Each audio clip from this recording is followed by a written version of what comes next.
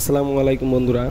৭-৫-২০২৫ তারিখ এই ট্রিপে এটা আমার দ্বিতীয় নম্বর unload point, Thakurgaon Pirganj advance LPG filling station.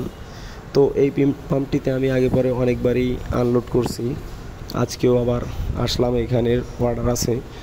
তো আজকে পাম্পের যে পরিবেশটা, এটা আমার মনের থেকে খুব একটা ভালো লাগতেছে না, কারণ আগে যতবারই আসছি পাম্পটির যে আনলোড পয়েন্টটি আমার কাছে ভালো মনে হতো।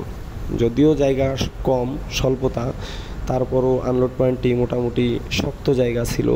কিন্তু আজকে আসার পর দেখতেছি এই জায়গাতে নতুন করে মাটি ফেলছে। তো নতুন করে যে মাটি ফেলার পর পাম্পওয়ালারা এইখানে রোলার দেয়নি বা মাটিটা শক্তভাবে টাইট করার চেষ্টা করেনি। তাছাড়া আজকে সকালবেলা আবার বৃষ্টি হয়েছে, বৃষ্টি হওয়ার কারণে পাম্পের এই জায়গাটি খুব পিছলা হয়ে আছে।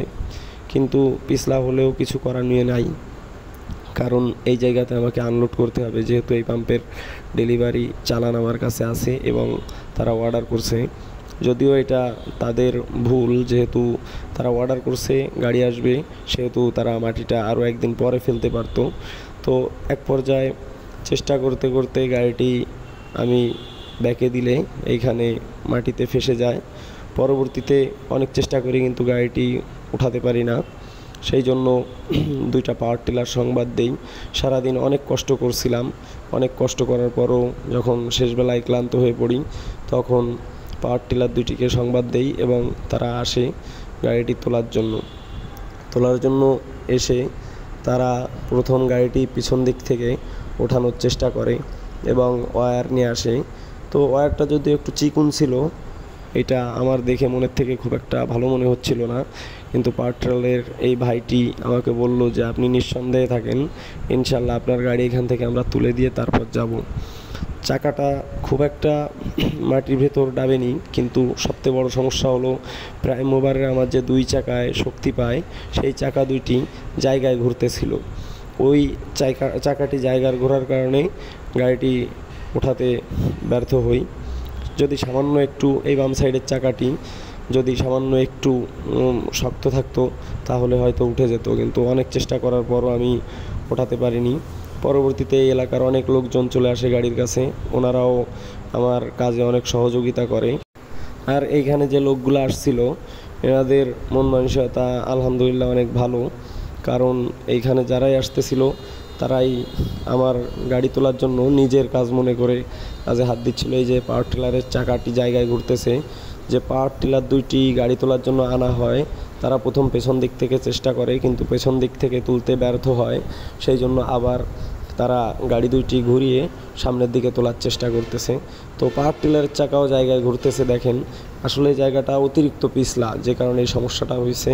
পাওয়ার টিলার টানতেছে এবং আমিও গাড়ি স্টার্ট করে সময় সময় দম দিতেছি। এক প্রকার বলতে পারেন তিনটা গাড়িতে সমান শক্তি দিতেছি, কিন্তু তারপরও গাড়িটি ওড়াতে পারছি না, চাকার থেকে ধোঁয়া বের হচ্ছে এক পর্যায়ে। যদিও মনটা খুব খারাপ লাগতেছিল, কারণ চাকার বিটটা ক্ষয় হয়ে যাচ্ছে, কিন্তু এই মুহূর্তে আসলে আমার করণীয় কিছু ছিল না। দিনেরও শেষ প্রান্তে সন্ধ্যা নেমে আসছিল, মনটা খুবই খারাপ লাগতেছিল এবং খুব বিভ্রান্তির ভিতর ছিলাম, কারণ আমাকে এরপরে আরও দুইটা পয়েন্টে আনলোড করতে হবে, রংপুর এবং কুড়িগ্রাম। ওই জায়গার যে পাম্প মালিকরা তারা বারবার করে কল দিতেছিল। এটা হলো পাওয়ার টিলারের যে ড্রাইভার ভাই, উনি এই মাটিগুলা সরিয়ে সরিয়ে জায়গা করে দিয়েছে। যে কয়বারই গাড়ি তোলার জন্য চাকার সামনে মাটি এসে জড়ো হয়ে গেছে, ওই ভাই বারবার করে পরিষ্কার করে দিয়েছে। আর এইটা হলো আর এক সাইডের পাওয়ার টিলার, এইটারও চাকা জায়গায় ঘুরে যাচ্ছে। জায়গাটি আসলে খুবই পিছলা জায়গা, এটা আপনারা না দেখলে বুঝতে পারবেন না। এরা পাওয়ার টিলার দিয়ে টানতেছে, এরপর আমি আবার দম দিতেছি। লাস্ট পর্যায়ে এই এলাকার লোকজন বলল, ভাই আমরা পেছন থেকে ধাক্কা দিতে পারি, তাতে কি গাড়িটি উঠতে পারে? তো আমি বললাম, ভাই এটা চেষ্টা করে দেখতে পারেন, আল্লাহর রহমত করলে সম্ভব হতে পারে। তো তারা সবাই গাড়িটি তোলার জন্য পেছন থেকে ধাক্কা দিল এবং রাস্তা জাম হয়ে গেল। দুই সাইডে প্রায় 7-8 কিলো রাস্তা জাম হয়ে গেল। রাস্তাটা সিঙ্গেল রাস্তা এবং রাত হয়ে গেল অনেক, কিন্তু অনেক রাত হলেও এইখানে যে লোকজনগুলো ছিল তারা কেউই আমাকে ফেলে যায়নি। অনেকের অনেক ব্যস্ততা ছিল এবং বিভিন্ন কাজ নিয়ে তাদের তাড়া ছিল, তারপরও তারা তাদের নিজেদের কাজ বাদ দিয়ে আমার গাড়ি তোলার জন্য অনেক সহযোগিতা করছে। আসলে আমি খুবই খুশি হয়েছি ওনাদের পর। এরপর এক পর্যায়ে গাড়িটি আলহামদুলিল্লাহ আল্লাহর রহমতে রাস্তায় তুলে ফেললাম। তোলার পর লোকজন সবাই সিগন্যাল দিতেছে যে ভাইয়া গাড়িটি আপাতত এখানে পার্কিং করেন, এরপর আপনি একটু নিরিবিলি হয়ে তারপর গাড়িটি আবার রোডের মধ্যে প্যালেস করেন। দেখেন সাধারণ একটু জায়গা দেখাতে পারতেছি আমি, যদিও আপনাদের পরিপূর্ণভাবে সম্পূর্ণ রাস্তাটা দেখাতে পারতেছি না। 7 থেকে 8 কিলো রাস্তা, প্রচণ্ড জাম, পরিবহন, ট্রাক্টর, অনেক কিছু। তো যাই হোক, আজকের ভিডিওটা আমার এই পর্যন্তই ছিল। আপনাদের দোয়ায় আল্লাহর রহমতে অবশ্যই গাড়িটি তুলতে সক্ষম হলাম। আল্লাহ হয়তো রহমত করছে, এই জন্য এতগুলা লোক আমার কাজে সহযোগিতা করছে।